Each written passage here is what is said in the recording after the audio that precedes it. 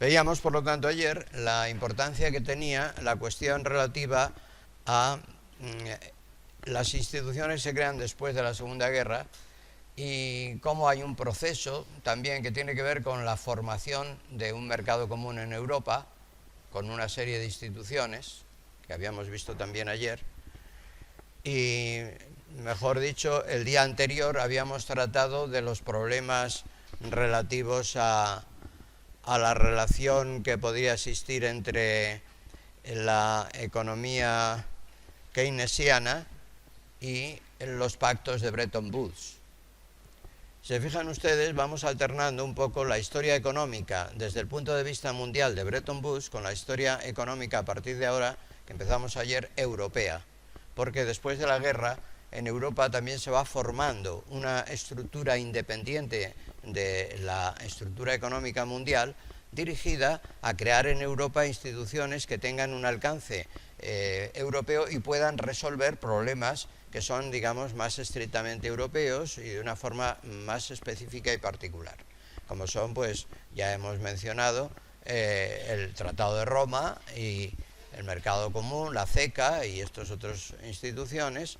También hay una simbiosis entre los problemas mundiales y las instituciones económicas internacionales creadas en Bretton Woods y en el orden económico mundial relativas a la ONU y la Organización Mundial del Comercio, que todavía no ha nacido, se llama GATT todavía, porque es lo que se crea cuando fracasa la cumbre de La Habana, ¿se acuerdan de aquello, no? Y entonces, bueno, pues en todas esas estructuras vamos dando saltos, digamos, desde Estados Unidos y los pactos internacionales a Europa. Y de Europa ahora volvemos a la crisis, que es de lo que trata hoy el tema, la crisis de Bretton Woods. Es decir, hemos constituido un sistema, el Fondo Monetario, el Banco Mundial, con un sistema de moneda que está constituido por, tiene como su base el patrón dólar-oro, con esa convertibilidad fija de todos los países de sus monedas en dólares y el dólar en oro, y todo ello tutelado por un Fondo Monetario Internacional como institución principalmente gobernada por Estados Unidos. Es una institución de capital cuya estructura determina que la votación para tomar decisiones se lleva a cabo por 100.000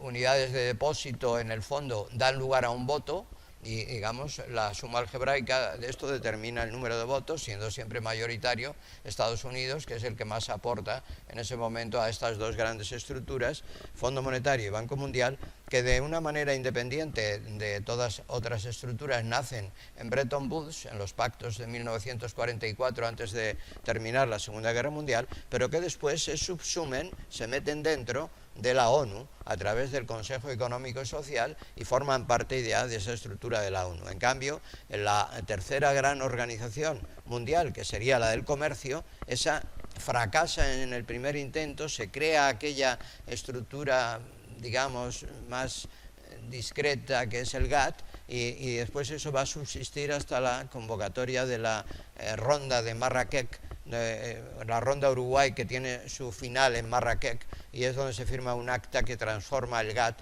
en Organización Mundial del Comercio, pero que tampoco es esa Organización Mundial del Comercio subsumida en el seno de Naciones Unidas, porque adolece de los mismos defectos del GATT. En definitiva, es una estructura ordenada y orientada, dominada de alguna manera en beneficio de los países anglosajones, que son países desarrollados, y con olvido de los países del tercer mundo. Por eso se forma también, vimos la UNTAD, la Organización de Naciones Unidas para el Desarrollo, la United Nations Conference on Trade and Development, Conferencia de Naciones Unidas para el Desarrollo y el Comercio, la UNTAD, que nace como impulso de los países pobres para hacer frente a esa estructura del GATT que tampoco resuelve los problemas de los países subdesarrollados.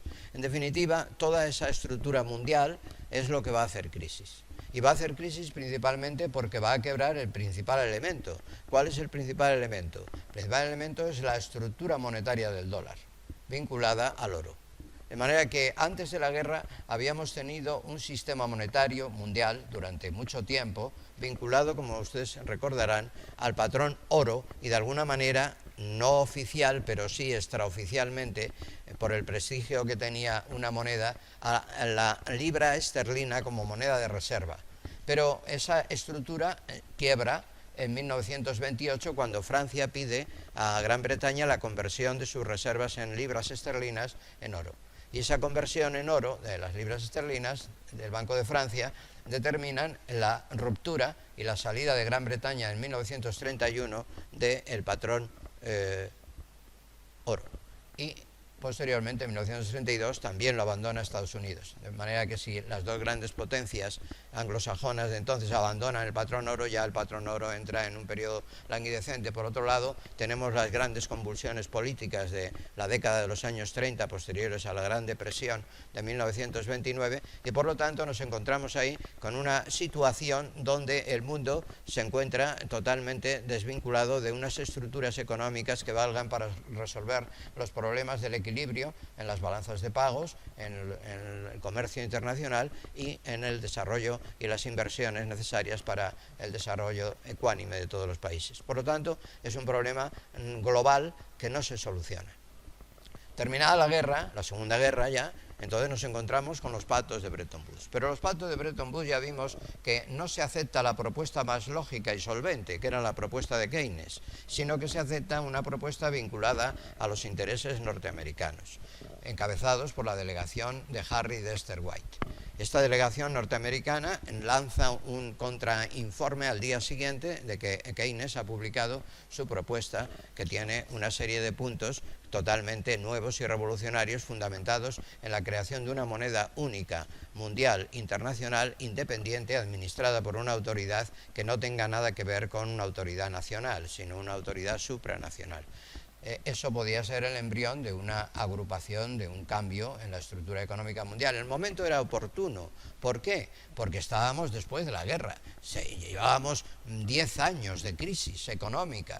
Durante toda la década de los años 30, desde la crisis de 1929, el mundo está en crisis, porque está preparándose para el nazismo en Alemania, el fascismo en Italia, y en definitiva en 1940 estalla una guerra mundial con características impresionantes que da lugar pues, a un resultado que se estima muy grave, que produce unos daños enormes, tanto de carácter económico como financiero, etcétera, y que se resuelve en 1945 con los pactos de la ONU de San Francisco, que crean la nueva Organización de Naciones Unidas, que es un organismo que va a pretender establecer el orden y la paz para el resto de los tiempos, y de esa manera, digamos, dirimir las controversias de una forma pacífica entre países y no mediante la violencia. Sin embargo, la cuestión está en que los pactos económicos que se van a subsumir en Naciones Unidas, que son los de Bretton Woods, tienen el problema de que son asimétricos. No se trata de crear un modelo, como había dicho Keynes, totalmente equilibrado y ecuánime, sino que hay una estructura que beneficia enormemente a un país. Ese país es Estados Unidos, en la medida en que es, digamos, el director vamos a decir, el director de la orquesta, pero también el director de todo el entramado que se va a crear, y en ese sentido Estados Unidos tiene un privilegio. ¿Cuál es ese privilegio? Pues el privilegio consiste básicamente en que él puede realizar importaciones masivas simplemente emitiendo moneda que es aceptada por todos los demás sin ninguna protesta ni queja. Es decir, que su moneda es aceptada, es independiente de que cree mucha o poca moneda. Puede crear toda la que quiera mientras el sistema permanezca y subsista la confianza en el modelo creado. Claro, esto da lugar a una severa obligación por parte de Estados Unidos, emisor del dólar. Esa severa obligación consiste en no abusar de su privilegio, administrarlo correctamente, porque evidentemente en el momento que abuse de su privilegio y eso trascienda, se va a perder la confianza en esa moneda, y en el momento que se pierda la confianza el sistema se desmorona. Esto es lo que ocurre exactamente. Es decir, hay una emisión abusiva de la cantidad de dólares. ¿Por qué? Por varias razones. En primer lugar, Estados Unidos se ve implicado desde la guerra de Corea en 1950 en todos esos periodos. Piensen ustedes que la ONU se establece en 1945, bueno, pues ya en 1950 ya hay la primera guerra importante. Todas esas guerras que se producen principalmente en el frente de Asia y que van destinadas a parar el avance chino comunista y chino soviético en el sureste de Asia, principalmente la primera guerra, 1950, de Corea, que pretende invadir Corea del Sur y abarcar Japón, etc. En segundo lugar está el avance del chino comunista por Vietnam, hacia el mar de la China, y todos los países limítrofes, Laos, Camboya, Singapur, Malasia, etc. Incluso Filipinas. Todo eso hay que pararlo. Para parar eso, Estados Unidos se ve obligado a desplegar una especie de frontera militar en todo el sudeste asiático y dotarlos de una cantidad enorme de armamento. Claro, todo eso hay que financiarlo. ¿Cómo se financia? Emitiendo dólares. ¿En qué cantidad? Todos los que hagan falta. Pero eso va a producir un efecto. Y es que se va a perder la confianza en la convertibilidad del dólar en oro. ¿Se acuerdan ustedes que el patrón de Bretton Woods es dólar-oro? Es decir, convertibilidad de todas las monedas en dólares a un cambio fijo y del dólar en oro. En el momento en que se pierda la confianza de que como hay muchos dólares no son convertibles ya en oro, el sistema ya no vale. Entonces hay que volverlo a regular y volver a establecer nuevos pactos. De hecho, eso ocurrirá. Se producirá una crisis enorme del dólar, con una devaluación progresiva y correlativa, que hace que el dólar vaya pasando, pues como veremos ahora, hay un momento crítico, que es cuando Estados Unidos ya reconoce la no convertibilidad del dólar en oro, y a partir de ese momento ya las monedas tienen que empezar a fluctuar entre sí, y entonces se produce una crisis enorme con la devaluación del dólar y el alza de los precios inmediatos del petróleo. Piensen ustedes que Estados Unidos, el motivo por el que se produce la emisión en exceso de dólares, que es la causa, a mi juicio, principal, bajo todos los puntos de vista, de la crisis del patrón de Bretton Woods en los años 60 y 70, está totalmente vinculada a ese exceso de emisión de dólares, pero que tiene varias causas. He dicho una, el freno del avance filocomunista en Asia. Pero no solo es esa, es que Estados Unidos también genera un déficit interno de su balanza de pagos y de su balanza de ingresos y gastos públicos. De manera que tiene un déficit crónico presupuestario, gasta mucho más de lo que ingresa y no tiene ningún problema porque él siempre puede emitir dólares que son aceptados por los demás países. Y en tercer lugar, los demás países, por una razón obvia de pago de sus importaciones y exportaciones, van acumulando enormes cantidades de reservas en dólares. Todos ellos han salido de Estados Unidos. Luego tenemos 3 o 4 focos enormes de acumulación de dólares en el mundo, todos ellos producidos como consecuencia de una emisión excesiva y que va a dar lugar a una desconfianza y desprestigio del dólar.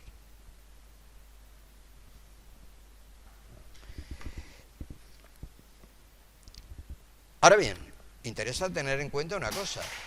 Estas emisiones excesivas de dólares de Estados Unidos no son por casualidad. Tienen además otras finalidades. Por ejemplo, Estados Unidos, durante el periodo de los años 50 y 60, como Estados Unidos era muy poco productor de petróleo, y ya surgen las fuentes petrolíferas más importantes en cercano Oriente, Arabia Saudita y los demás países, Irak, Irán, etc., entonces Estados Unidos lo que hace con la emisión excesiva de dólares para lanzarlos al mundo cuando hace falta para expandir el comercio internacional y que los demás países puedan acumular reservas y pagarse entre sí en dólares, lo que hace es realizar una importación masiva también de petróleo. De esa manera Estados Unidos constituye un stock de petróleo producido fuera y se convierte en el principal país del mundo acumulador de petróleo. No hay ningún país, todos los países tienen una cierta estructura para defenderse, digamos, de altibajos o cortes en la producción de petróleo, tienen una estructura de acumulación de stocks. Acumulan stocks para, en caso de necesidad, poder sacar de esos stocks a la venta y que las industrias y la actividad económica, el comercio y el transporte no se paralicen. Los países que no son productores. Pero Estados Unidos eso lo eleva a la enésima potencia. ¿Por qué? Porque puede. ¿Y por qué puede? Pues porque emite dólares y los transforma en petróleo. Mientras él pueda pagar a $35 el barril de petróleo, que es a lo que estaba, pues estupendamente. Que es lo mismo que $30 una onza de oro. Bueno, y de esa manera constituye una estructura de dominación mundial. Una dominación mundial y una apropiación indebida, por lo menos de carácter temporal, de riqueza producida en otros países sin contrapartida real por parte de Estados Unidos. A ver si entienden esto. Apropiación indebida es robar. Un robo camuflado, se puede llamar apropiación indebida, es decir, temporal, porque no es definitivo, puesto que él emite dólares, paga en dólares. Y evidentemente el dólar representa algo. Pero claro, un dólar que se desprestigia, un dólar que se devalúa, cada vez representa menos. Todos los que tengan acumulados dólares pierden poder adquisitivo con esa moneda, porque el dólar ha bajado su confianza y su poder adquisitivo. En estos momentos, por poner otro ejemplo, China es el país del mundo que tiene una mayor acumulación de stock en dólares, de reservas en dólares. Pero claro, China no le interesa que el dólar se deprecie, porque si el dólar se deprecia, sus reservas en dólares bajan de valor.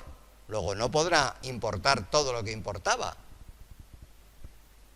ni comprar todo lo que compraba con esos dólares que tiene como reservas. Además, a China le van a pagar sus exportaciones también en dólares. De manera que esa estructura vincula un poco también a los países que tienen tienen una tenencia de tener en dólares en sus reservas, les vincula con Estados Unidos. Todos están interesados en que la paridad del dólar permanezca constante.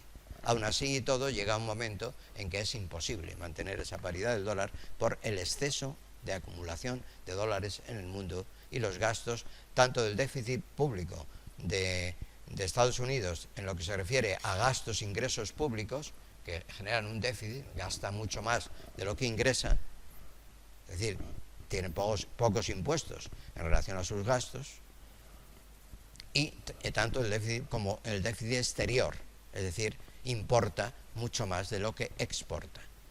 Esos dos déficits acumulados durante decenios, pues llevan a un desprestigio del dólar. ¿Cuál es el punto crítico?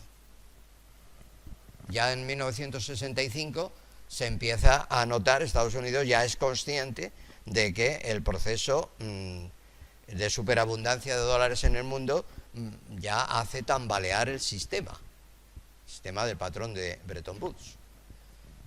Y entonces se le ocurre una idea. Hay que apuntalar el sistema, hay que apoyar el sistema con algo adicional. ¿Qué sería ese algo? Pues fíjense, se llama ese algo una cosa muy rara, pero ¿saben cómo se le debería haber llamado? Ahora les digo cómo se llama ese apuntalamiento del sistema. Se llama derechos especiales de giro. Una cosa muy, muy larga, ¿no? Derechos especiales de giro. ¿Saben cómo se tenía que haber llamado? Bancor. Es lo mismo. Es lo mismo que había dicho Keynes. Pero con una diferencia, que los derechos especiales de giro, que son una moneda nueva, totalmente convertible en oro, y garantizada por el Fondo Monetario Internacional, compuesta de una cesta de monedas de máximo prestigio, resulta que esos derechos especiales de giro sirven para realizar pagos entre países, pero cada país solo tiene la obligación de aceptarlos en una determinada proporción respecto a sus propias reservas de oro, depositadas en el Fondo Monetario. De manera que la cantidad de derechos especiales de giro que tiene que aceptar obligatoriamente un país solamente son el doble de lo que tenga depositado en el Fondo Monetario Internacional como depósitos en oro o en su propia moneda. Como he dicho antes, el Fondo Monetario se nutre de los depósitos de todos los países del mundo, que son sus accionistas, por así decir. Pues solamente cada país tiene que aceptar el doble en derechos especiales de giro de eso. Es decir, no es ilimitado. Es decir, es muy limitado el volumen de derechos especiales de giro que se genera. Y como consecuencia no es un Bancor, no es lo que había dicho Keynes, se queda a mitad de camino. Es el mismo concepto, pero no sirve para resolver el problema. Solamente lo que hace es ampliar ligeramente la capacidad de liquidez que va a tener el mundo, que ya no solo va a tener para pagar dólares, sino que también va a tener derechos especiales de giro. Pero la cantidad de dólares que existen circulando por el mundo en ese momento, en 1965, cuando se crean los derechos especiales de giro, es muchísimo mayor que los derechos especiales de giro que se van a poner en circulación. Algo así como 100 veces mayor. Es decir, que, bueno, es un pequeño paliativo a la liquidez. Eso lo tienen ustedes en la nota número 8, explicado por los profesores Varela Parache, que lo he estado leyendo esta tarde, y efectivamente lo explican bastante bien. Entonces, los derechos especiales de giro son una segunda línea de liquidez internacional.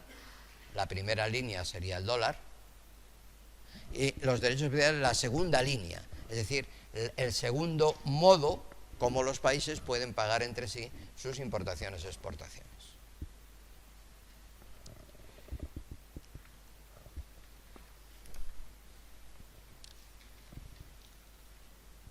En realidad, como también dicen los profesores Varela Parache, se podría haber vinculado incluso la emisión de derechos especiales de giro, se podría haber hecho en una cuantía mucho mayor, haber llevado o obligado a la conversión de los dólares en derechos especiales de giro, con lo cual ya solo hubieran existido derechos especiales de giro y hubieran desaparecido los dólares como medio de pago internacional. Y se hubiera podido también establecer un vínculo entre la cantidad, la emisión de derechos especiales de giro, que sería como una moneda mundial administrada por el Fondo Internacional y por lo tanto ya no dependiente de un solo país, aunque Estados Unidos siempre hemos dicho que tiene más votos que ninguno en la gestión y dirección del Fondo Monetario y del Banco Mundial, pero ya no sería ya, habría que responder a una estructura de gobierno monetario mundial, no solo dólares, que es el interés de un solo país. Y entonces se hubiera podido emitir una cantidad de derechos especiales de giro vinculados a la financiación también del desarrollo económico de los países más retrasados, con lo cual se hubiera podido dar un salto en las inversiones internacionales para posibilitar el desarrollo de áreas geográficas que estaban muy retrasadas, con lo cual se hubiera también frenado el avance del comunismo, porque esos países hubieran preferido la libertad y el crédito internacional que el comunismo de planificación central. Pero como estaban sumidos en la más absoluta miseria, muchos países optaban por ser de naturaleza comunista, pensando que de esa manera iban a poder impulsar mejor su desarrollo económico que a través de las instituciones internacionales que obedecían principalmente a intereses de los grandes países capitalistas.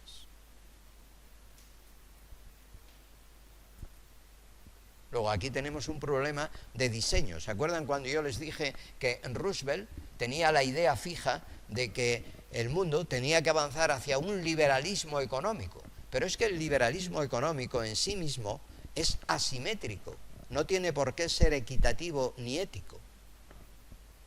sino que significa el poder del más fuerte en el mercado. Y por consiguiente, ese liberalismo conduce a estructuras monopolísticas o cuasi monopolísticas de dominación en los mercados. Por lo tanto, no es ecuánime ni equitativo para el desarrollo económico.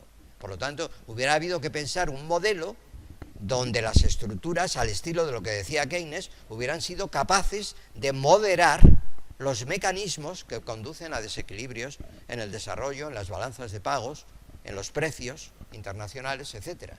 Para eso Keynes establecía que el nivel de regulación de las balanzas de pagos recayera sobre los países acreedores en vez de sobre los deudores.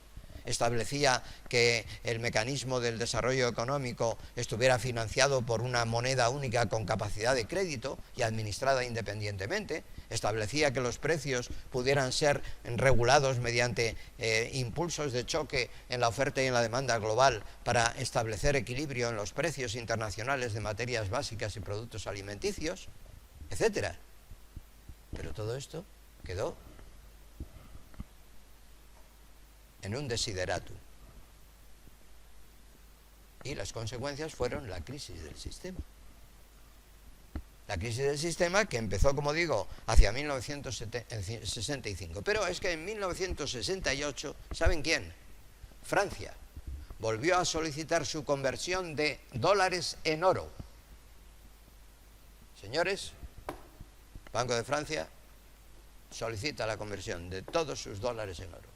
Banco de Holanda, que se da cuenta al día siguiente, lo mismo. Entonces, esos dos países obtienen la conversión de sus dólares en oro y el 16 de agosto de 1971, ya 2 años después, el presidente Nixon, norteamericano, declara la imposibilidad de sostener la convertibilidad del dólar en oro. Por lo tanto, se rompe unilateralmente el sistema. Ahora bien, desen cuenta de una cosa, la ruptura del sistema, como he dicho antes, cuidado, porque es que con esa decisión, lo que había sido una apropiación indebida temporal, se transforma en apropiación indebida definitiva. Porque claro, los que tenían dólares sabían que su dólar iba a bajar de valor. Sin embargo, ya no se podía convertir en oro, que era lo pactado. ¿Quién se ha beneficiado de eso? Pues el que ha emitido dólares, durante el periodo en que sí era convertible en oro y tenía un valor muy superior. Podía realizar importaciones masivas. ¿En qué están convertidas? En petróleo, en el estocaje de petróleo de Estados Unidos, en armamento, Estados Unidos, en ejércitos.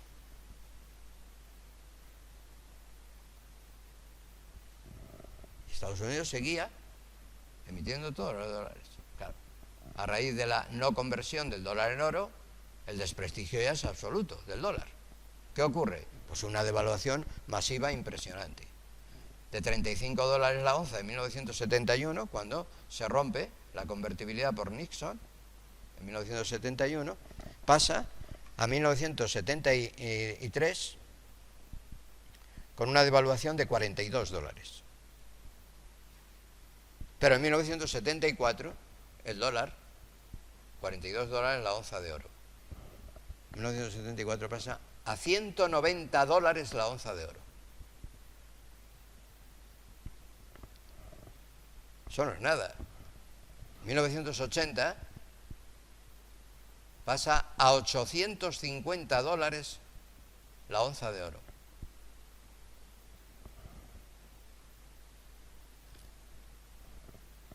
Claro. ¿Cómo va a extrañar que aquellos países que exportan mercancías, como era una mercancía fundamental, porque como era el petróleo, que constituía la fuente energética más importante del mundo, porque hay que tener en cuenta... ¿Quería usted intervenir? Dígame.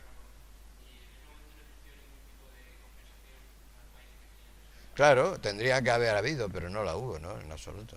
Tendría que haberles dado petróleo. Que oiga, deme de su petróleo o deme de sus, ¿cómo diríamos? yo soy acreedor de ustedes, porque tengo dólares. No me venga ahora diciendo, dice, claro, no, pues es que el dólar se ha devaluado. Dice, no, pero no venga diciendo que el dólar se ha devaluado, pues si el sistema es que el dólar no se devalúa, que tiene una paridad fija con el oro, es lo acordado. Entonces, bueno, tendría que haberle dado riqueza e industrias del Estado, deuda pública, algo. Pues no dio nada, efectivamente, en compensación. Y entonces, claro, eso ya supuso, en definitiva, que aquella apropiación indebida temporal se convertía en definitiva. O sea, que haya habido un enriquecimiento enorme durante décadas de Estados Unidos a costa del resto del mundo. Yo esto lo entiendo así, lamentablemente.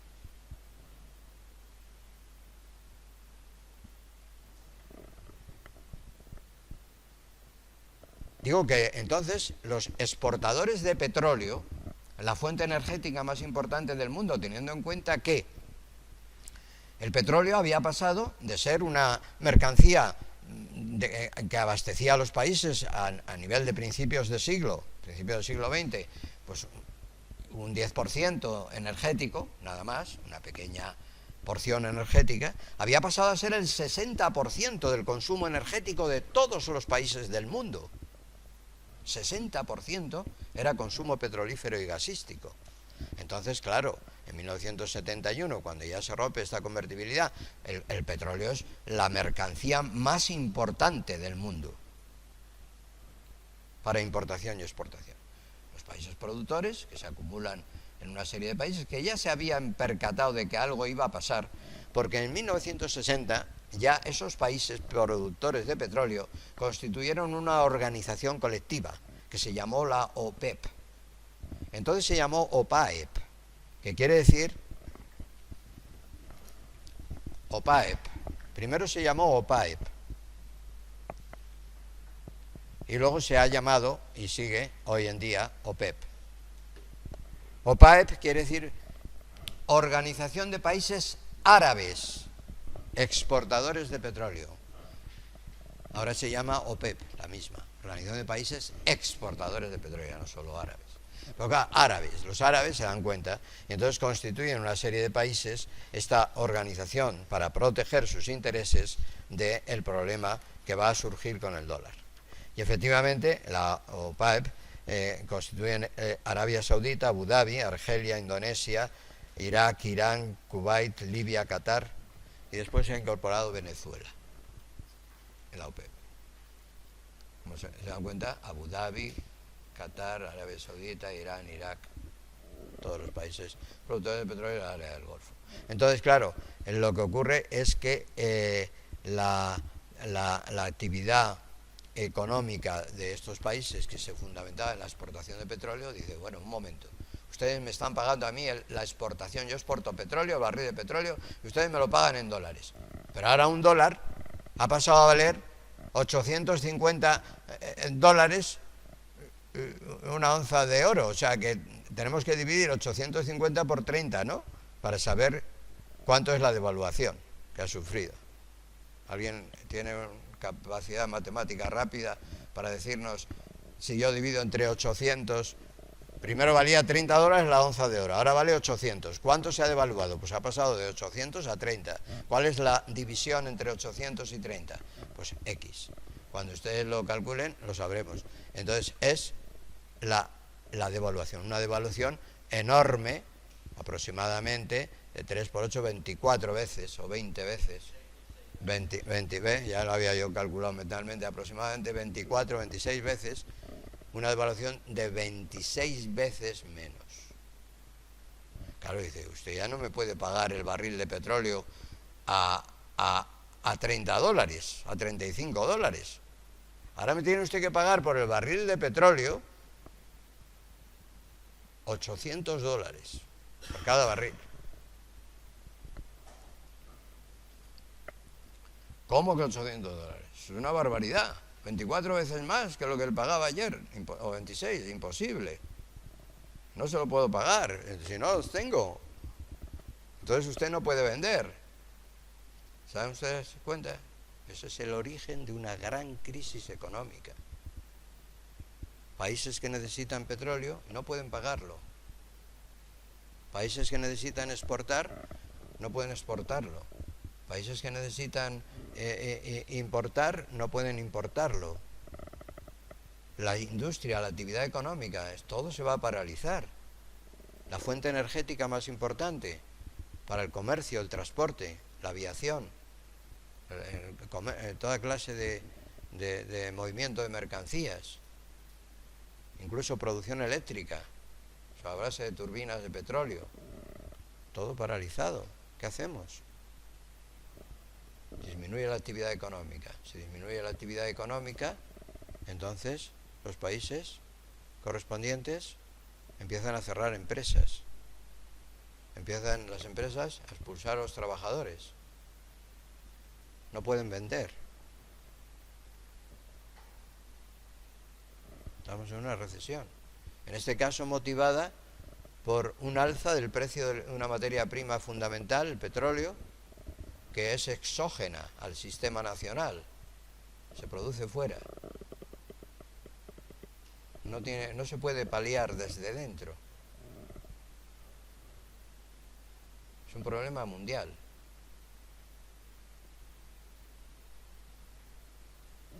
Entonces, ante esta situación, surge la crisis del petróleo. Como en el primer impacto no pueden subir el precio a ese nivel, lo que hacen es un primer impacto en 1972-73, por el cual multiplican por 5 veces el precio del barril de petróleo, por 5, no por 26, por 5 solo por 5, o sea que son súper moderados. Claro, eso es lógico por otro lado, porque también ellos están interesados en vender. Si lo multiplican por 26, inmediatamente nadie les compra, porque es que nadie tiene los dólares necesarios. Entonces, la política es que pasen todos los dólares a nuestras manos, todos los que haya en el mundo. ¿Qué tiene la gente? ¿Para pagar a 5? Pues a 5, a lo que sea, pero todo para nosotros. Entonces, claro, estos países, Arabia Saudita, se va a enriquecer enormemente. Concretamente, en 2 años, su renta per cápita, su volumen de producto bruto, su producto nacional bruto, se multiplica, se incrementa en 250% en 2 años. Un 250%. Aquí hablamos de un incremento anual del Producto Bruto de España, que va bien, como decía Aznar. España va bien, pues España va bien, incrementa el Producto Bruto en un 3%. 250% de incremento del Producto Bruto. ¿Sabe? Imagínese la cantidad de dólares que van a parar allí a manos de los productores del petróleo. No saben ni qué hacer con los dólares. Como decía uno, los usan para quemarlos para asar las vacas. No saben qué hacer con los dólares. Entonces se produce también otro movimiento, que es el reciclado de dólares. Se les ocurre una idea, que es decir, vamos a comprar cosas en Europa. ¿Qué compramos en Europa con estos dólares? Empresas, las mejores empresas. Las torres de Kio viene de ahí, Kuwait Investment Office, Kio. ¿Saben lo que es las torres de Kio, no? Kuwait Investment Office. Viene de esos años. Es que dicen, vamos a comprar y hacer pues grandes edificios, todo propiedad nuestra, que somos los que tenemos los dólares. Los árabes, exportadores de petróleo. Eso se llama reciclaje de dólares.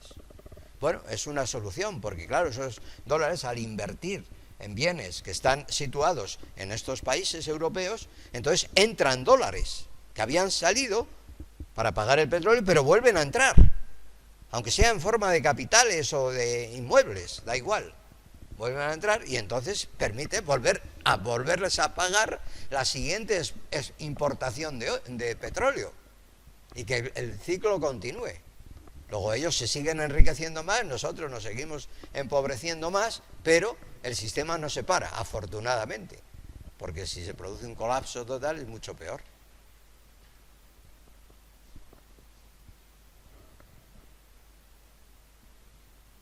Por eso ahora también, en la crisis actual, también la clave está en que el sistema no se pare, que no haya un colapso total. Por eso dice, hay que salvar a los bancos. Pues es un mal menor. ¿Por qué? Porque si los bancos todos hacen quiebra, nadie paga a nadie. Luego hay un colapso total de la actividad económica. Todos, absolutamente todos, nos quedamos en el paro sin cobrar y sin trabajar. Entonces, mejor que eso, que salven a un banco, para que la cadena continúe. Es un mal menor. Bien, entonces, esa es la cuestión. Y entonces Estados Unidos ya pasa a ser un país más importador de petróleo, pero claro, con muchas reservas de petróleo. Ya hemos dicho que no ha devuelto ni ha indemnizado, como muy bien preguntaba este compañero, a sus acreedores en dólares.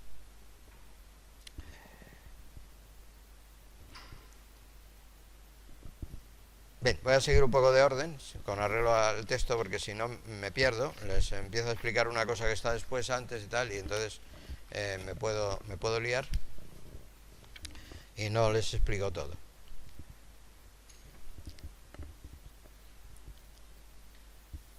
Claro, el Fondo Monetario y el Banco Mundial tendrían que haber sido los árbitros de una situación a la que estaba vinculado, porque piensen ustedes que el Fondo Monetario era el árbitro de los pactos de Bretton Woods. Luego, si usted crea una institución mundial internacional como es el Fondo Monetario para administrar unos pactos y luego resulta que esos pactos se rompen unilateralmente por el país más obligado, que es Estados Unidos, emisor de dólares, es el que los rompe unilateralmente en perjuicio de todos los demás, el Fondo Monetario tendría que haber dicho algo. Pero como está gobernado principalmente por Estados Unidos, chitón callao, no dice nada.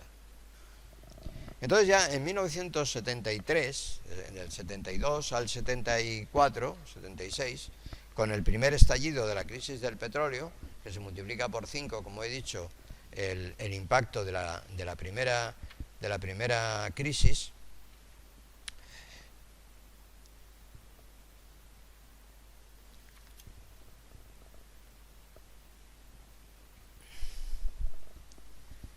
va a haber una reunión internacional para poner orden y ver qué se hace.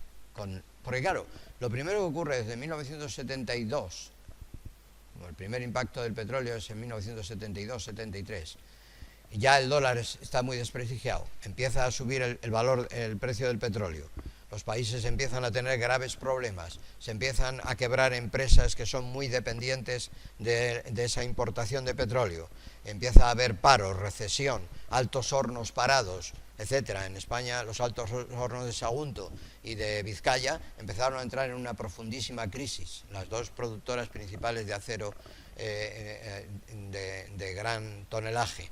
Y en definitiva, pues todo esto y otros muchos sectores de transporte, etcétera. Entonces, todos los alzas de precios, se produjo una inflación, porque claro, los países tenían que defender de esa situación. ¿Cómo? Levantando los precios. Es decir, si a mí me cobran por la gasolina de un vehículo de transporte 5 veces más, yo tengo que subir el precio del billete 5 veces más. ¿No? Porque no voy a perder dinero, tendré que cubrir los gastos, como mínimo. Y entonces, claro, eso produjo una inflación que en algunos países fue inflación galopante. En España se llegó a una inflación del 20% anual. Quiere decir que todos los meses subían los precios un 1%, lo que ahora a lo mejor sube al año los precios. Un 20% anual. Pero es que había países más retrasados, por ejemplo, algunos países sudamericanos como Argentina, Chile, México, etcétera, que les llegaron a tener una inflación de 4.000 o 6.000% anual de precios. Una inflación del 4.000%. Ya me pierdo. ¿Eso qué son? 40 veces, ¿no? 40 veces los precios. O sea que el precio que valía una cosa a principio del año, al final de año vale 40 veces más. La misma cosa, el pan. Una barra de pan, 1 euro. Al final del año, 40 euros la barra de pan. Esto es, para hacerse una idea. Entonces es un impacto impresionante. Claro, todos los países tienen que poner orden en su economía, tienen que reestructurar sectores enteros de actividad económica, tienen que modificar sus importaciones, sus exportaciones, sus inversiones hacia el desarrollo. Es un cambio tremendo. Todo eso se produce en la década de los años 70 y 80 y tiene unas consecuencias, y es que no todos los países sufren igual. Unos países sufren más y otros menos. Hay países ricos, más fuertes, que tienen una moneda más prestigiosa, que no se devalúa tanto, y otros países más débiles, con una moneda que se devalúa, se deprecia, y que están más debilitados para su crecimiento económico, su desarrollo, sus inversiones, su capacidad de crédito, etcétera. Todo eso da lugar a ajustes en muchísimos países. Y el Fondo Monetario tiene que tomar partido. El Fondo Monetario aquí sí toma partido, esa es la cuestión, usted señalaba muy bien. Toma partido aquí el Fondo Monetario. ¿En qué? En obligar a los países que ajusten sus economías a la nueva situación. Obligarles. Porque si no, no les da crédito, ni les ayuda a moderar, equilibrar su balanza de pagos con créditos de corto plazo o de medio plazo. Y para ello les exige un ajuste severo. El ajuste severo significa que el Estado tiene que empezar a gastar menos y poner más impuestos. Es decir, reducir los déficits. Y también tiene que reducir su endeudamiento respecto al exterior. Y su déficit de balanza de pagos. Los déficits prácticamente son de dos tipos. Déficit de balanza de pagos, que importa más de lo que exporta, déficit de balanza de pagos, y déficit del Estado, que gasta más de lo que ingresa al Estado. Son dos cosas distintas. Una afecta a las importaciones y exportaciones de todo el país, y la otra solamente a un ente que es el ente público, el Estado. Ingresos y gastos públicos del Estado. Pero son dos déficits que tienen gran importancia para la estabilidad económica y para el equilibrio de los precios y de la inflación. Y luego hay un tercer elemento, que es el endeudamiento. Claro, un Estado que además de eso tiene un endeudamiento muy grande, tiene que pagar intereses por ese endeudamiento. Si todos los países ajustan sus economías, los tipos de interés suben. Y entonces, si suben los tipos de interés, la carga de una deuda estatal o pública o privada muy elevada respecto al exterior, un endeudamiento muy alto, significa un pago de intereses muy alto, porque han subido los tipos de interés, a tipo de interés flotante o variable, que es lo que se suele utilizar. Con lo cual resulta que nos encontramos ante situaciones de desajuste tremendo de todos los sectores de actividad económica y una recesión que puede transformarse en otra gran depresión. En realidad, ¿por qué no se transformó la crisis de los 70 en una gran depresión, similar a los años de 1929? Pues porque ahora ya había otros elementos que entonces no se admitían. No se admitía entonces el intervencionismo del Estado. ¿Se acuerdan? Porque estábamos sobre la teoría del automatismo del mercado y de la regulación automática de los precios a través de la oferta y la demanda, sin que el Estado pudiera ni debiera intervenir. Y ahora estábamos ya en una teoría keynesiana, una teoría de intervención del Estado. El Estado podría entrar en la oferta y la demanda y realizar impulsos, créditos, inversiones, emitir más moneda, aunque creara un poco de inflación. Es decir, podría moderar entre la creación de inflación y la creación de moneda para paliar los desequilibrios. Podía establecer ahí una especie de ajustes complicados. Y de hecho es lo que hizo el Estado, con un intervencionismo de tipo keynesiano. Todos los países intentaron ajustarse, claro. Como he dicho, todos no pagaron la crisis de la misma manera. Unos países la pagaron más y otros menos, dependiendo de su fortaleza o de su debilidad. Digamos que los países que tenían capacidad exportadora, esos podían sufrir menos, porque podían recuperar dólares a través de una producción masiva para exportar.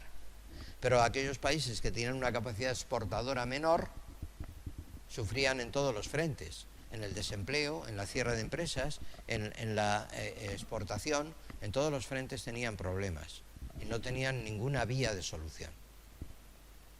Por eso esos países latinoamericanos, muchos de ellos llegaron a ese ritmo de inflación totalmente descontrolada. La inflación descontrolada es como un cáncer en la actividad económica. Va a más, no hay quien lo pare.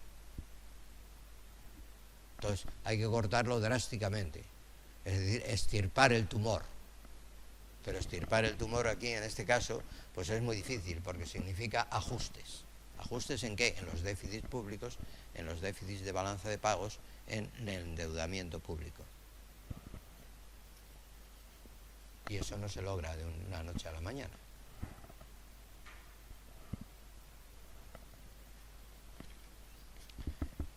Eso hace que la población es la que más sufra ante una crisis, porque claro, todos los sectores, el primer sufrimiento es la masa de desempleados, la masa de personas que se quedan sin trabajo, porque cierran las empresas. Ya dijimos que la empresa es una especie de ente que está destinado a producir riqueza, generar bienes y servicios, pero la empresa siempre tiene que tener saldos positivos. No es que el beneficio sea bueno ni malo, es que es imprescindible. Es que si no hay beneficios nadie produce nada. Porque nadie está dispuesto a perder. O sea, trabajar y encima perder, vamos, sería de tontos. Luego entonces, siempre tiene que tener saldos positivos, tiene que ganar algo. Y ese algo tiene que ser, eso sí, prudente y moderado. Claro, según la ley del mercado, cada uno gana el máximo que puede. No es prudente ni moderado. Esa es otra cuestión. Es un problema de fondo, ya de conducta y filosófico, en el que hemos entrado en otras ocasiones, que ahora no es el momento. Pero tiene que tener saldos positivos. En el momento que tenga saldos negativos, va a ajustar su producción y entonces va a tener que desprenderse de trabajadores.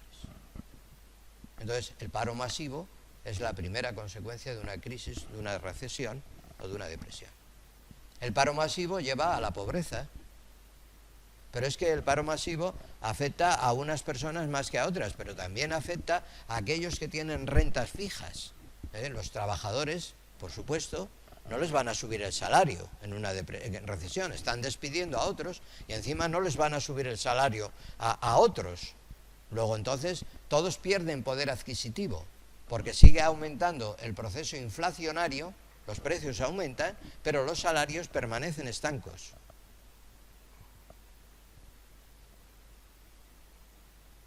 En ese sentido, todo el mundo pierde poder adquisitivo. ¿Quién paga la crisis? La crisis la pagan los desempleados, los poseedores de rentas fijas, aquellos que viven, por ejemplo, de un arrendamiento, de un inmueble, o de una renta fija, de un salario, de un bono del Estado. Todos los poseedores de rentas fijas son los que pierden poder adquisitivo en la crisis, porque las rentas fijas no aumentan de valor y pierden valor en la medida en que hay un proceso inflacionario. Las rentas variables se pueden ajustar. ¿Cuáles son las rentas variables? Las rentas variables son, bueno, aparte de las rentas bursátiles, que no es la cuestión de entrar ahora, porque también entran en crisis, en la medida en que todas las empresas entran en crisis, pues también las rentas variables bajan de valor, o sea que también se pierde. Pero principalmente las rentas variables me estoy refiriendo a los precios. Son los precios los que producen el ajuste. ¿Por qué? Porque van elevándose. Los precios nadie los puede controlar. En la época de Franco, de vez en cuando se dictaban un decreto ley que decía congelación de precios y salarios para ajustar la economía. Decreto, ordeno y mando, congelación de precios y salarios. Claro, a la hora de la verdad, la congelación de salarios está muy clara, porque el empresario dice, oiga, decreto. Luego si hay un decreto ley, yo no le puedo subir el salario. Está claro, ¿no? Hasta ahí. Ahora los precios, ¿quién me los controla a mí?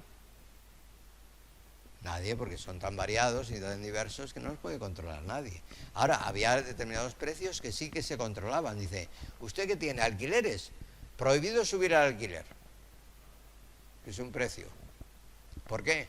Porque está dentro del decreto. prohibido subir el alquiler, porque además el inquilino no le va a pagar el aumento. Y usted no puede hacer nada porque la ley le protege.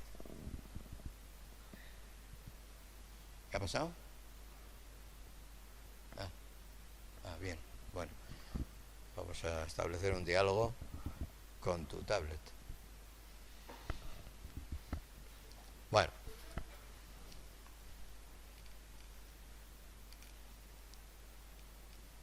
la mayoría de los países productores de petróleo, ¿qué hicieron ante la crisis? Pues se lo estoy intentando contar esto como si fuera un cuento, para que les sea más ameno y ustedes se enteren de lo que está pasando, contando los diversos frentes. Así la historia es más entretenida.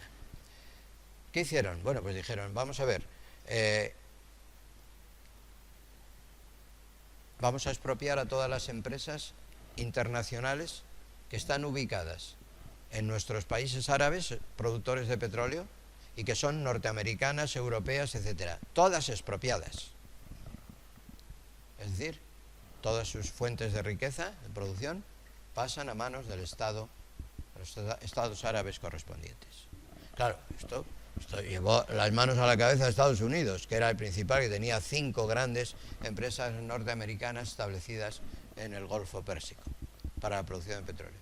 Y entonces, claro, el secretario de Estado norteamericano amenazó con una guerra mundial a los árabes. Oiga, claro, porque lo que sí tenían Estados Unidos era dólares y armamento. Y sabían lo que era financiar las guerras. Habían tenido toda la guerra de Vietnam y la guerra de Corea, etcétera, y allí en el sudeste asiático. Oiga, como después. Y entonces los árabes dijeron, bueno, un momento, además de expropiar, es que además no les vamos a suministrar petróleo a todos aquellos países que defiendan a los israelitas, a los judíos. Cancelado la exportación de petróleo. Se van a estrangular, no van a producir nada, porque no les vamos a exportar petróleo.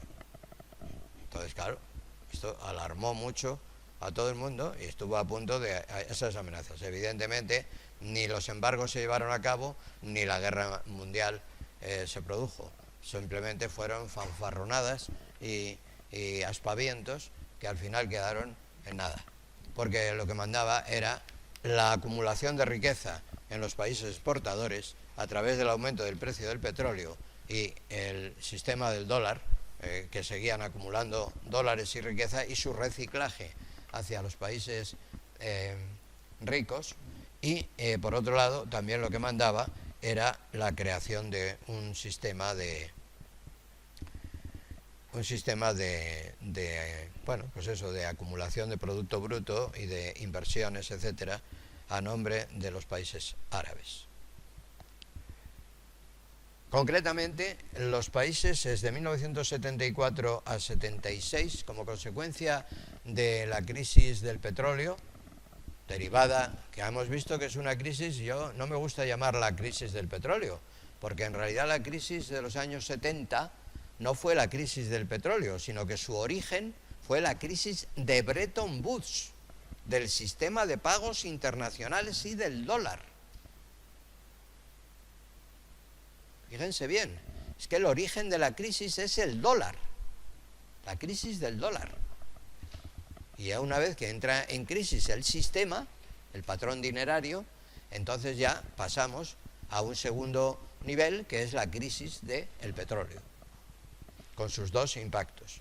Ya digo que el primer impacto es de 1974 a 76, el endeudamiento que tuvieron que asumir los países que no producían petróleo y necesitaban petróleo, llegó, según unos estudios, de Foreman Peck, a 175.000 millones de dólares. De entonces, que no eran como los dólares de ahora, tenían mucho más valor. 175.000 millones. La recesión de 1974 a 75 pues fue mejor dirigida. Cállense. Fue mejor dirigida que la de 1970 y... Escuchen, que les interesa más. A no ser que tengan algo muy interesante que decir, entonces nos lo cuentan a todos y encantados de la vida. No, pues vale. El segundo impacto del petróleo consiste en multiplicar casi por 3 el nuevo precio. De manera que el precio se eleva, se multiplica por 5 y el segundo impacto se multiplica por 3. El resultante no llega a 3. Pasa de $13 a $34 el barril. Y el primer impacto pasa de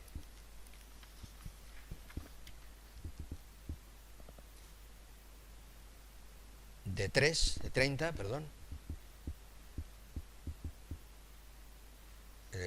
a 150. $30 el barril a 150. No, debe ser de un dólar a 15, a 5, de 3 a 15. Es que el barril no valía como la onza de oro, valía $3 el barril de petróleo, $3. De 3 pasa a 15 en el primer impacto. En el segundo impacto, el barril valía unos 13, 14, 15, 13. Dan aquí una cifra que he tomado yo de un autor y pasa a 34 en 1982. El segundo impacto se produce de 1979 a 1982, por lo tanto, toda la década de los años 70 es la década de la crisis que se llama así, la crisis de los 70, que es cuando se producen todas esas reconversiones industriales de todos los países y se tienen que ajustar a la nueva situación, como sea. Eso crea inflación interna y mucho desempleo, sectores de actividad que desaparecen y que se crean otros nuevos, surgen las energías renovables en aquel momento, porque claro, dice, no podemos seguir dependiendo del petróleo. Y entonces cuando aparece la necesidad de hacer planes que creen energías renovables. Un país como España, que tenía tantísimo sol, pues fíjese usted, con la posibilidad de generar energía a través del sol, simplemente con unas plataformas, o el viento en los montes, los molinos de viento, etcétera. Entonces, al mismo tiempo hay una crisis tremenda, además, aparte de la amenaza de las guerras árabe-israelíes y todo lo que supone del petróleo, porque claro, los países árabes de la OPEP toman partido totalmente a favor en contra, vamos, el pueblo judío. Y como consecuencia también se produce además unas tensiones internas en estos países con la nacionalización de las compañías petrolíferas, principalmente norteamericanas, a manos de los árabes. Se produce también, por ejemplo, la caída del Shah de Persia. El Shah de Persia en 1978, justo en el segundo impacto del petróleo. Y entran los ayatolás, los Jomeinis de curso, entran allí a gobernar Irán. Después hay una guerra en 1980 entre Irán e Irak. Saddam Hussein, presidente de Irak, quiere conquistar todo el territorio de Irán para convertirse en la principal fuente de producción petrolífera, más importante incluso que Arabia Saudita, porque entre Irán e Irak juntos producen más petróleo. Primero lo que hace Saddam Hussein es intentar conquistar los límites del sur, que están compuestos por otra fuente de energía petrolífera que son Kuwait y los Emiratos Árabes. Los quiere conquistar, los invade. Y entonces da lugar a una guerra, además, que le ataca a Estados Unidos. La primera guerra de Irak. Pero previamente ya había querido conquistar Irán, cuando cae el Shah de Persia, en 1978. Y en 1980 ya le declara la guerra a Irán para conquistar las fuentes petrolíferas. Pierde la guerra y entonces porque Estados Unidos ayuda a Irán. Claro, Estados Unidos ahí hace encajes de bolillos. Una vez ayuda a uno, tras a otro, porque claro, ahí lo que le interesa es que el statu quo continúe como está, que aquello no se mueva, que esté para siempre así. En cuanto hay un movimiento, ya no le interesa porque eso puede redundar en una situación totalmente descontrolada. Y la factura del petróleo va aumentando, y de ser para los países productores del mundo, para todo el mundo, de ser el 1% aproximadamente de su producto mundial, el petróleo pasa a ser el 5%. Claro, todo eso es riqueza de los países árabes. 5% del producto mundial, estamos hablando. Eso es una cifra astronómica, de billones de dólares, miles de millones, millones de millones. La inflación pasa a una tasa del 4,5%, la tasa mundial de inflación del 4%, aproximadamente, que es una tasa que se considera normal, el 4%, hasta el 4% se considera una tasa normal, tanto de inflación como también de paro.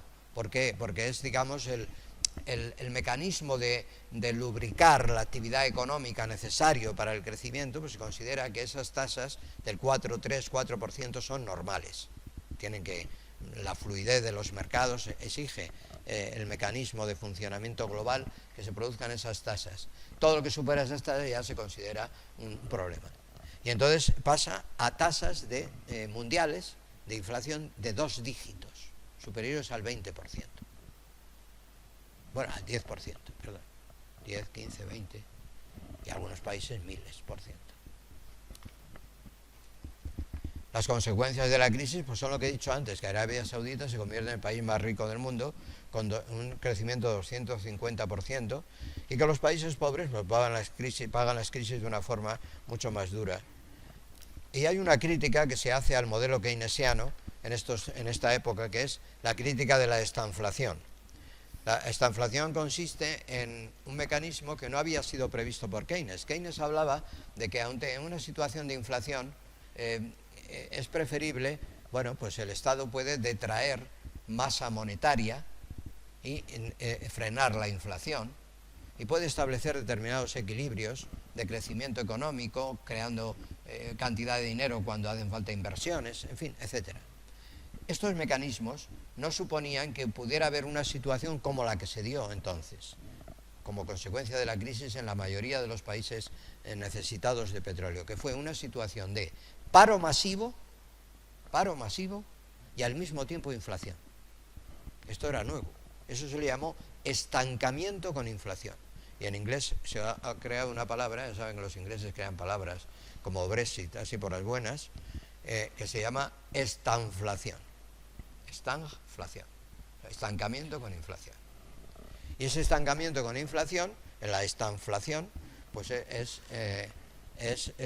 una situación nueva, porque claro, y el motivo está muy claro, ustedes lo han entendido, es que los países para defenderse, primero se veían ajustados en la producción y eso que generaba desempleo masivo, cierre de empresas y estancamiento, pero a continuación reaccionaban ¿cómo? Diciendo, bueno, las empresas que pueden sobrevivir que suban los precios. ¿Para qué? Para sobrevivir, porque aquí todo sube, es decir, los precios suben, sube el precio del petróleo, luego todo sube. Pero si sube, solo van a poder resistir las empresas que sean capaces de exportar y que tengan capacidad de asimilar un alza de precios. Luego sube la inflación. Luego, entonces se juntan los dos fenómenos. Estancamiento, paro de la actividad económica y el ajuste lleva también a un alza de precios. Luego hay estancamiento con inflación. Hasta que no se vuelva a ajustar la actividad económica después de un periodo largo de tiempo, largo, que en algunos países todavía no se ha producido, que es la década de los 90 y del año 2000 y de los 2000, que es el endeudamiento de los países del tercer mundo. Así como los países ricos o medianamente desarrollados, por ejemplo España, etcétera, consiguieron salir de la crisis a duras penas, ajustándose mucho la riqueza nacional, perdiendo poder adquisitivo todas las clases sociales, entrando en periodos de crisis, de pobreza, etcétera. Sin embargo, países no han logrado superar, porque el endeudamiento era tan grande que ni siquiera podían pagar su deuda. Y entonces eso da lugar a un problema muy grave de la deuda, que es lo que veremos mañana, el próximo día. ¿De acuerdo?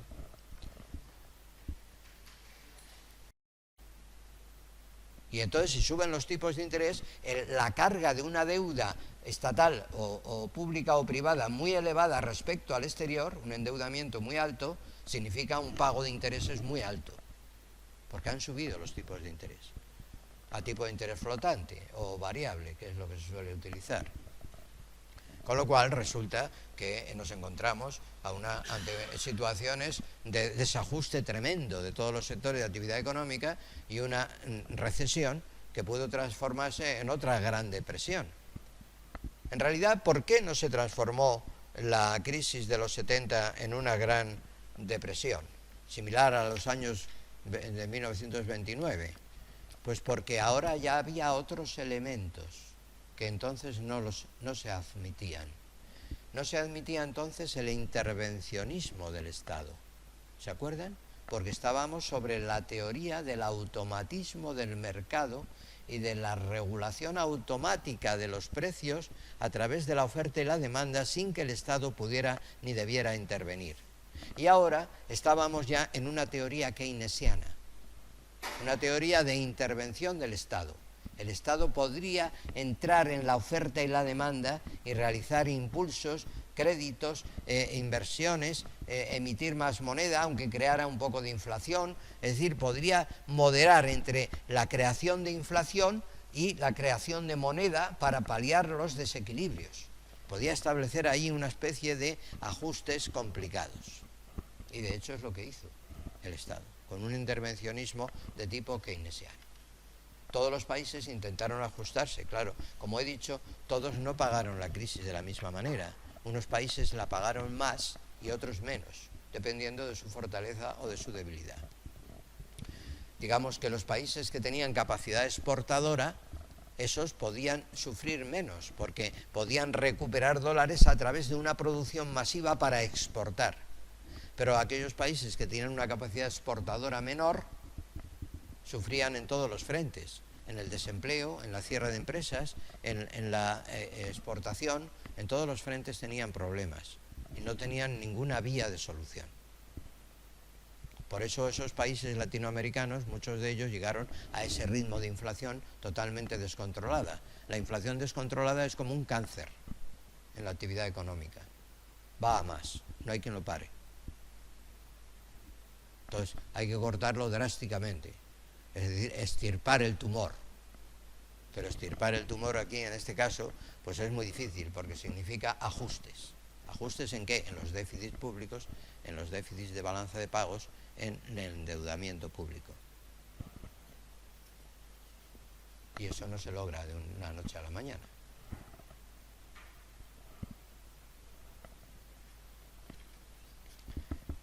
Eso hace que la población es la que más sufra ante una crisis. Porque claro, todos los sectores, el primer sufrimiento es la masa de desempleados, la masa de personas que se quedan sin trabajo, porque cierran las empresas.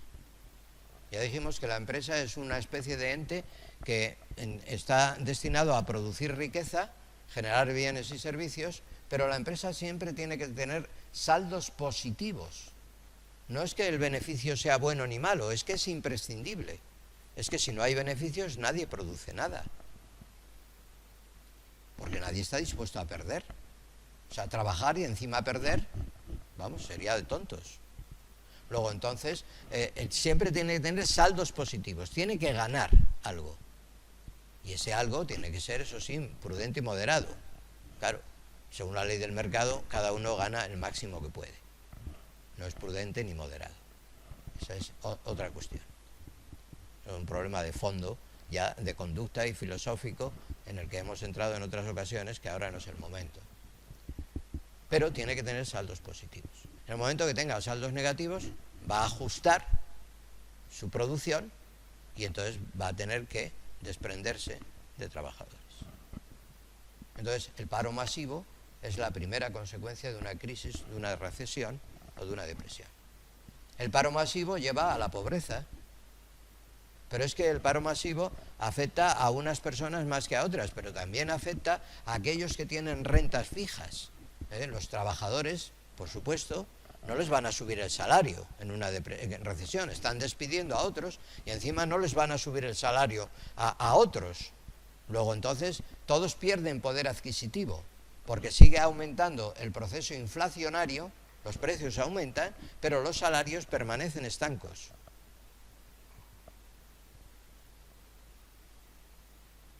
En ese sentido, todo el mundo pierde poder adquisitivo. ¿Quién paga la crisis? La crisis la pagan los desempleados, los poseedores de rentas fijas, aquellos que viven, por ejemplo, de un arrendamiento, de un inmueble, o de una renta fija, de un salario, de un bono del Estado. Todos los poseedores de rentas fijas son los que pierden poder adquisitivo en la crisis, porque las rentas fijas no aumentan de valor y pierden valor en la medida en que hay un proceso inflacionario. Las rentas variables se pueden ajustar. ¿Cuáles son las rentas variables? Las rentas variables son, bueno, aparte de las rentas bursátiles, que no es la cuestión de entrar ahora, porque también entran en crisis, en la medida en que todas las empresas entran en crisis, pues también las rentas variables bajan de valor, o sea que también se pierde. Pero principalmente las rentas variables me estoy refiriendo a los precios. Son los precios los que producen el ajuste. ¿Por qué? Porque van elevándose. Los precios nadie los puede controlar. En la época de Franco, de vez en cuando se dictaban un decreto ley que decía congelación de precios y salarios para ajustar la economía. Decreto, ordeno y mando, congelación de precios y salarios. Claro, a la hora de la verdad, la congelación de salarios está muy clara, porque el empresario dice, oiga, decreto, luego si hay un decreto ley, yo no le puedo subir el salario. Está claro, ¿no? Hasta ahí. Ahora los precios, ¿quién me los controla a mí? Nadie, porque son tan variados y tan diversos que no los puede controlar nadie. Ahora, había determinados precios que sí que se controlaban. Dice, usted que tiene alquileres, prohibido subir el alquiler. Es un precio. ¿Por qué? Porque está dentro del decreto. Prohibido subir el alquiler, porque además el inquilino no le va a pagar el aumento. Y usted no puede hacer nada porque la ley le protege. ¿Qué ha pasado? Bien, bueno, vamos a establecer un diálogo con tu tablet. Bueno,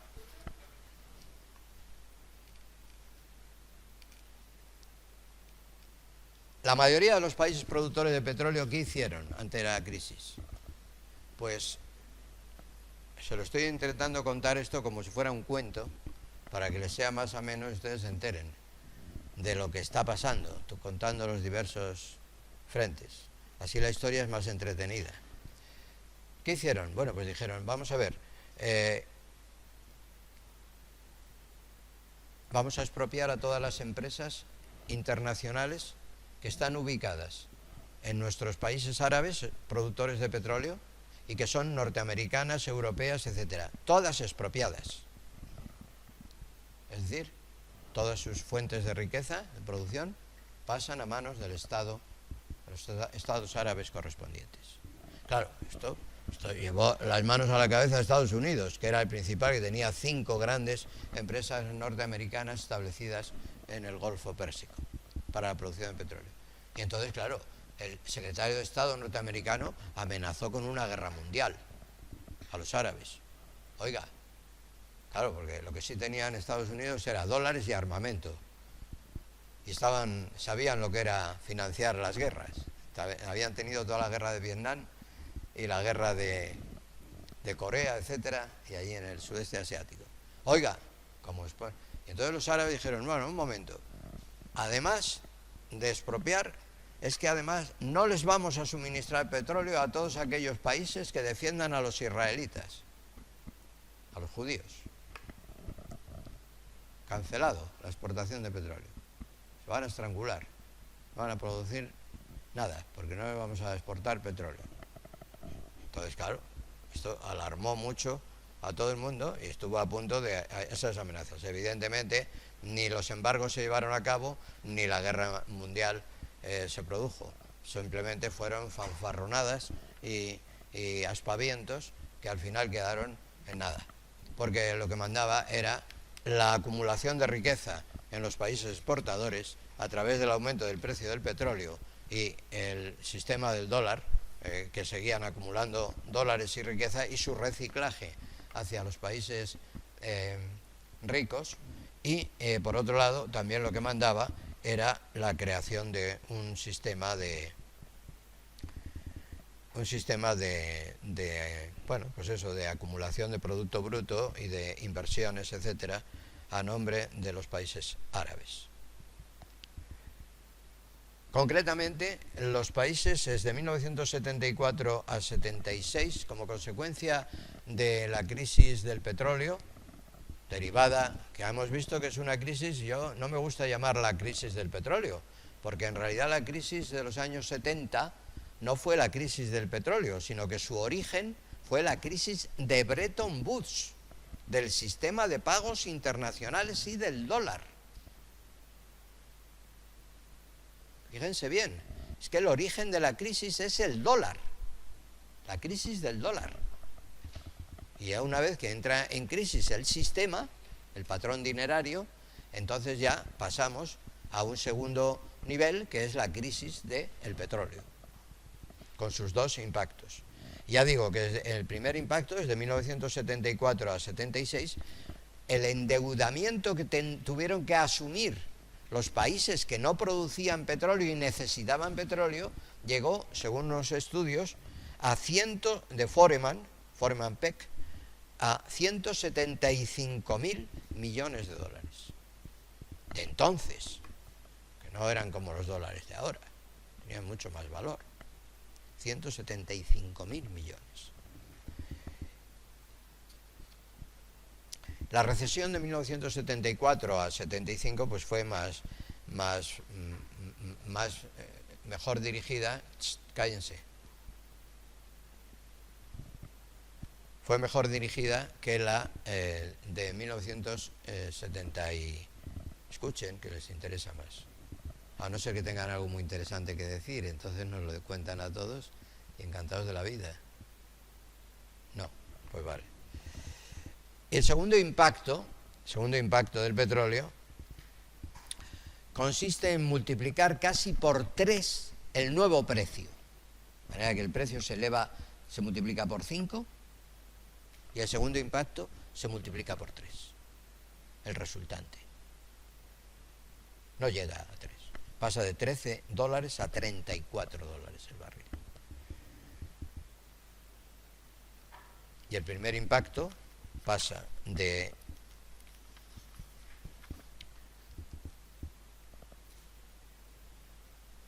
de 30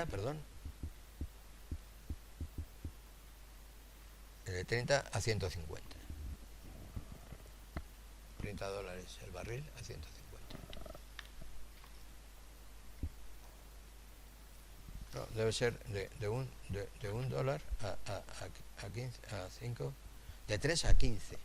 Es que el barril no valía como la onza de oro, valía $3 el barril de petróleo, $3. De 3 pasa a 15 en el primer impacto. En el segundo impacto, el barril valía unos 13, 14, 15, 13.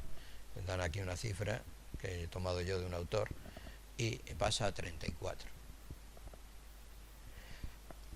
En 1982. El segundo impacto se produce de 1979 a 1982, por lo tanto, toda la década de los años 70 es la década de la crisis que se llama así, la crisis de los 70,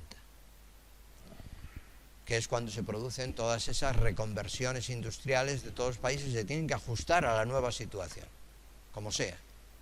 Eso crea inflación interna y mucho desempleo, sectores de actividad que desaparecen y que se crean otros nuevos, surgen las energías renovables en aquel momento, porque claro, dice, no podemos seguir dependiendo del petróleo.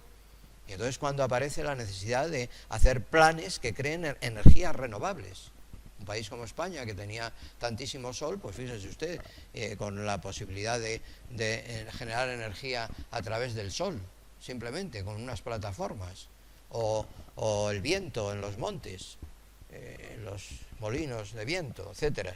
Entonces, al mismo tiempo hay una crisis tremenda, además, aparte de la amenaza de las guerras árabe-israelíes y todo lo que supone del petróleo, porque claro, los países árabes de la OPEP toman partido totalmente a favor en contra, vamos, del pueblo judío.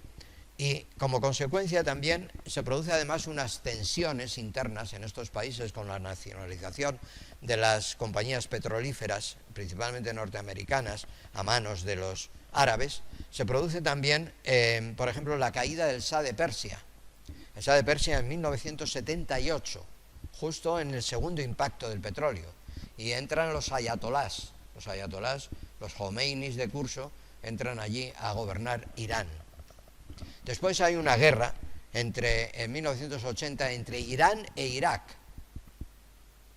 Saddam Hussein, presidente de Irak, quiere conquistar todo el territorio de Irán para convertirse en la principal fuente de producción petrolífera, más importante incluso que Arabia Saudita, porque entre Irán e Irak juntos producen más petróleo. Primero lo que hace Saddam Hussein es intentar conquistar los límites del sur, que están compuestos por otra fuente de energía petrolífera que son Kuwait y los Emiratos Árabes. Los quiere conquistar, los invade. Y entonces da lugar a una guerra, además, que le ataca a Estados Unidos. La primera guerra de Irak. Pero previamente ya había querido conquistar Irán, cuando cae el Shah de Persia, en 1978. Y en 1980 ya le declara la guerra a Irán para conquistar las fuentes petrolíferas. Pierde la guerra y entonces porque Estados Unidos ayuda a Irán. Claro, Estados Unidos ahí hace encajes de bolillos. Una vez ayuda a uno, otras a otro, porque claro, ahí lo que le interesa es que el statu quo continúe como está, que aquello no se mueva, que esté para siempre así. En cuanto hay un movimiento, ya no le interesa porque eso puede redundar en una situación totalmente descontrolada. Y la factura del petróleo va aumentando, y de ser para los países productores del mundo, para todo el mundo, de ser el 1% aproximadamente de su producto mundial, el petróleo pasa a ser el 5%. Claro, todo eso es riqueza de los países árabes. 5% del producto mundial, estamos hablando. Eso es una cifra astronómica, de billones de dólares, miles de millones, millones de millones.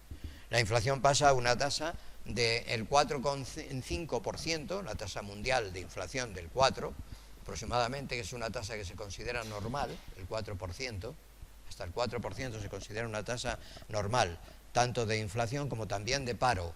¿Por qué? Porque es, digamos, el mecanismo de lubricar la actividad económica necesario para el crecimiento, pues se considera que esas tasas del 4, 3, 4% son normales. La fluidez de los mercados exige el mecanismo de funcionamiento global que se produzcan esas tasas. Todo lo que supera esas tasas ya se considera un problema. Y entonces pasa a tasas mundiales de inflación de 2 dígitos, superiores al 20%. Bueno, al 10%, perdón. 10, 15, 20, y algunos países miles por ciento.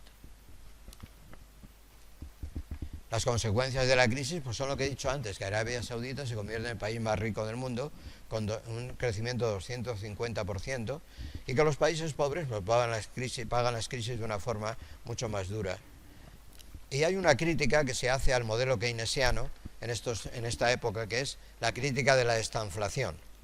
La estanflación consiste en un mecanismo que no había sido previsto por Keynes. Keynes hablaba de que en una situación de inflación es preferible, bueno, pues el Estado puede detraer masa monetaria y frenar la inflación, y puede establecer determinados equilibrios de crecimiento económico, creando cantidad de dinero cuando hacen falta inversiones, en fin, etcétera. Estos mecanismos no suponían que pudiera haber una situación como la que se dio entonces, como consecuencia de la crisis en la mayoría de los países necesitados de petróleo, que fue una situación de paro masivo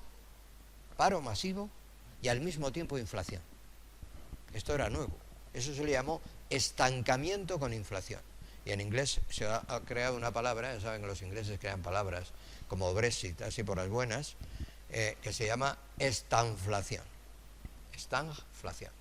Estancamiento con inflación.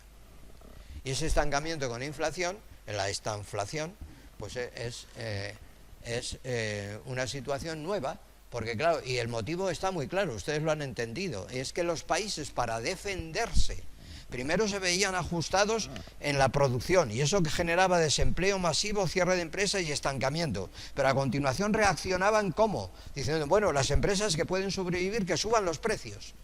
¿Para qué? Para sobrevivir, porque aquí todo sube, es decir, los precios suben. Sube el precio del petróleo, luego todo sube. Pero si sube, solo van a poder resistir las empresas que sean capaces de exportar y que tengan capacidad de asimilar un alza de precios. Luego sube la inflación. Luego, entonces se juntan los dos fenómenos. Estancamiento, paro de la actividad económica y el ajuste lleva también a un alza de precios. Luego hay estancamiento con inflación. Hasta que no se vuelva a ajustar la actividad económica después de un periodo largo de tiempo, largo, que en algunos países todavía no se ha producido, que es la década de los 90 y del año 2000 y de los 2000, que es el endeudamiento de los países del tercer mundo. Así como los países ricos o medianamente desarrollados, por ejemplo España, etcétera, consiguieron salir de la crisis a duras penas, ajustándose mucho la riqueza nacional, perdiendo poder adquisitivo todas las clases sociales, entrando en periodos de crisis, de pobreza, etcétera. Sin embargo, países no han logrado superar, porque el endeudamiento era tan grande que ni siquiera podían pagar su deuda.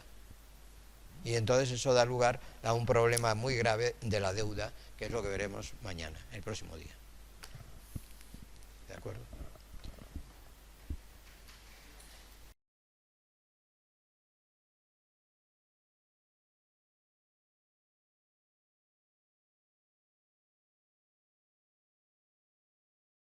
Ayatolás, los Jomeinis de curso, entran allí a gobernar Irán. Después hay una guerra en 1980 entre Irán e Irak. Saddam Hussein, presidente de Irak, quiere conquistar todo el territorio de Irán para convertirse en la principal fuente de producción petrolífera, más importante incluso que Arabia Saudita, porque entre Irán e Irak juntos producen más petróleo. Primero lo que hace Saddam Hussein es intentar conquistar los límites del sur, que están compuestos por otra fuente de energía petrolífera que son Kuwait y los Emiratos Árabes. Los quiere conquistar, los invade. Y entonces da lugar a una guerra, además, que le ataca a Estados Unidos. La primera guerra de Irak. Pero previamente ya había querido conquistar Irán, cuando cae el Shah de Persia, en 1978. Y en 1980 ya le declara la guerra a Irán para conquistar las fuentes petrolíferas. Pierde la guerra y entonces porque Estados Unidos ayuda a Irán. Claro, Estados Unidos ahí hace encajes de bolillos. Una vez ayuda a uno, otras a otro, porque claro, ahí lo que le interesa es que el statu quo continúe como está, que aquello no se mueva, que esté para siempre así. En cuanto hay un movimiento, ya no le interesa porque eso puede redundar en una situación totalmente descontrolada. Y la factura del petróleo va aumentando, y de ser para los países productores del mundo, para todo el mundo, de ser el 1% aproximadamente de su producto mundial, el petróleo pasa a ser el 5%. Claro, todo eso es riqueza de los países árabes. 5% del producto mundial, estamos hablando. Eso es una cifra astronómica, de billones de dólares, miles de millones, millones de millones. La inflación pasa a una tasa del 4,5%, la tasa mundial de inflación del 4%, aproximadamente, que es una tasa que se considera normal, el 4%, hasta el 4% se considera una tasa normal, tanto de inflación como también de paro. ¿Por qué? Porque es, digamos, el mecanismo de lubricar la actividad económica necesario para el crecimiento, pues se considera que esas tasas del 4, 3, 4% son normales. La fluidez de los mercados exige el mecanismo de funcionamiento global que se produzcan esas tasas. Todo lo que supera esas tasas ya se considera un problema. Y entonces pasa a tasas mundiales de inflación de 2 dígitos, superiores al 20%. Bueno, al 10%, perdón. 10, 15, 20, y algunos países miles por ciento.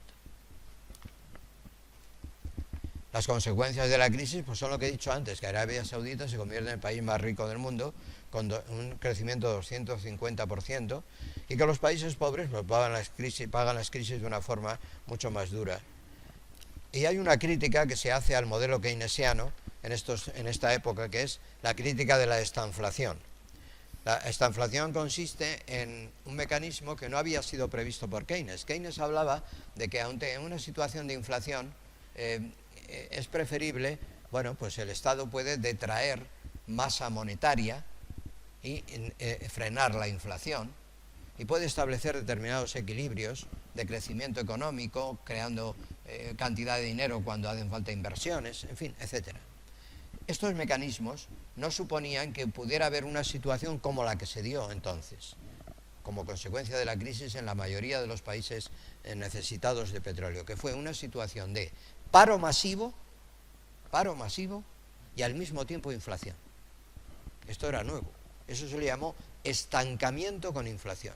Y en inglés se ha creado una palabra, ya saben que los ingleses crean palabras como Brexit, así por las buenas, que se llama estanflación. Estanflación. Estancamiento con inflación. Y ese estancamiento con inflación, la estanflación, pues es una situación nueva, porque claro, y el motivo está muy claro, ustedes lo han entendido, es que los países, para defenderse, primero se veían ajustados en la producción, y eso que generaba desempleo masivo, cierre de empresas y estancamiento. Pero a continuación reaccionaban ¿cómo? Diciendo, bueno, las empresas que pueden sobrevivir, que suban los precios. ¿Para qué? Para sobrevivir, porque aquí todo sube. Todo sube, es decir, los precios suben. Sube el precio del petróleo, luego todo sube. Pero si sube, solo van a poder resistir las empresas que sean capaces de exportar y que tengan capacidad de asimilar un alza de precios. Luego sube la inflación. Luego, entonces se juntan los dos fenómenos. Estancamiento, paro de la actividad económica, y el ajuste lleva también a un alza de precios. Luego hay estancamiento con inflación. Hasta que no se vuelva a ajustar la actividad económica después de un periodo largo de tiempo, largo, que en algunos países todavía no se ha producido. Que es la década de los 90 y del año 2000 y de los 2000, que es el endeudamiento de los países del tercer mundo. Así como los países ricos o medianamente desarrollados, por ejemplo España, etcétera, consiguieron salir de la crisis a duras penas, ajustándose mucho la riqueza nacional, perdiendo poder adquisitivo todas las clases sociales, entrando en periodos de crisis, de pobreza, etcétera. Sin embargo, países no han logrado superar, porque el endeudamiento era tan grande que ni siquiera podían pagar su deuda. Y entonces eso da lugar a un problema muy grave de la deuda, que es lo que veremos mañana, el próximo día. ¿De acuerdo? Estanflación. Estancamiento con inflación. Y ese estancamiento con inflación, la estanflación, pues es una situación nueva, porque claro, y el motivo está muy claro, ustedes lo han entendido, es que los países, para defenderse, primero se veían ajustados en la producción, y eso que generaba desempleo masivo, cierre de empresas y estancamiento. Pero a continuación reaccionaban ¿cómo? Diciendo, bueno, las empresas que pueden sobrevivir, que suban los precios. ¿Para qué? Para sobrevivir, porque aquí todo sube. Todo sube, es decir, los precios suben. Sube el precio del petróleo, luego todo sube. Pero si sube, solo van a poder resistir las empresas que sean capaces de exportar y que tengan capacidad de asimilar un alza de precios. Luego sube la inflación. Luego, entonces se juntan los dos fenómenos. Estancamiento, paro de la actividad económica, y el ajuste lleva también a un alza de precios. Luego hay estancamiento con inflación. Hasta que no se vuelva a ajustar la actividad económica después de un periodo largo de tiempo, largo, que en algunos países todavía no se ha producido. Que es la década de los 90 y del año 2000 y de los 2000, que es el endeudamiento de los países del tercer mundo. Así como los países ricos o medianamente desarrollados, por ejemplo España, etcétera, consiguieron salir de la crisis a duras penas, ajustándose mucho la riqueza nacional, perdiendo poder adquisitivo todas las clases sociales, entrando en periodos de crisis, de pobreza, etcétera. Sin embargo, países no han logrado superar, porque el endeudamiento era tan grande que ni siquiera podían pagar su deuda. Y entonces eso da lugar a un problema muy grave de la deuda, que es lo que veremos mañana, el próximo día. ¿De acuerdo? España, etcétera, consiguieron salir de la crisis a duras penas, ajustándose mucho la riqueza nacional, perdiendo poder adquisitivo todas las clases sociales, entrando en periodos de crisis, de pobreza, etcétera. Sin embargo, países no han logrado superar, porque el endeudamiento era tan grande que ni siquiera podían pagar su deuda. Y entonces eso da lugar a un problema muy grave de la deuda, que es lo que veremos mañana, el próximo día. ¿De acuerdo?